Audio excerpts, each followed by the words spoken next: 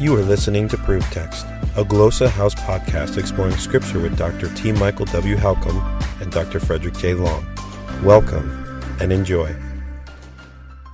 Hello and welcome to this episode of Three Things. I'm Michael Halcomb, and here are three things that I'm thinking about.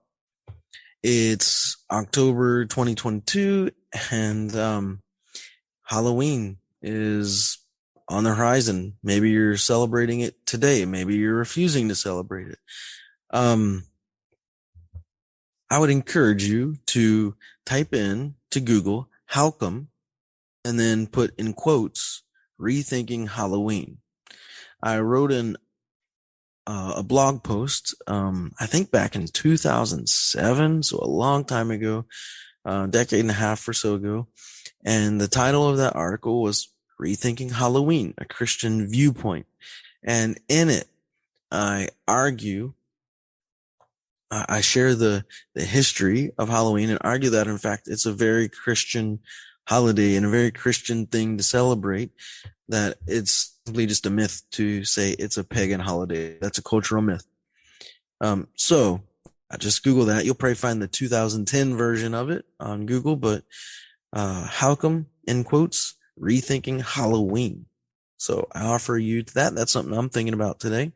Something else I'm thinking about is at our congregation, I was looking for a way to text people in the congregation, like everyone, for example, in the congregation, without them replying all or having this long ongoing thread.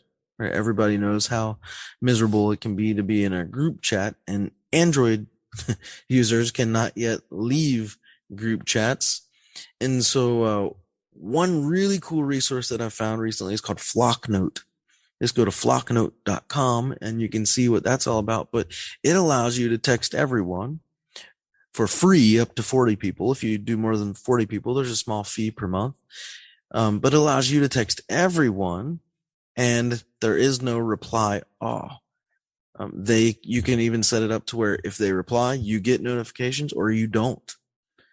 So it's a really cool way you can separate people in the congregation into like their study groups or staff or board, or you can do everyone together.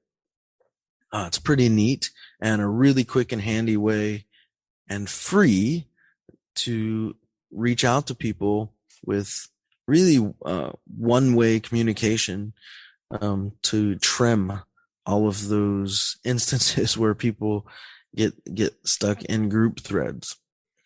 Check out Flocknote.com. And then the other thing I'm thinking about today is I often get asked by parishioners or congregants, where can they go to find free scholarly resources or free scholarly research? And this may seem obvious to a lot of you listening, but if not, I would suggest these two sites, academia.edu and researchgate.net. And you can go on to both of those sites and keyword search for whatever it is you're interested in.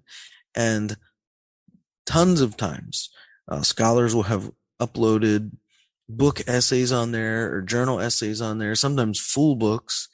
And you can even communicate with the scholars of those resources. So academia.edu and researchgate.net. So those are three things that I'm thinking about today. I hope to help. Looking for creative ways to launch your biblical language studies to the next level?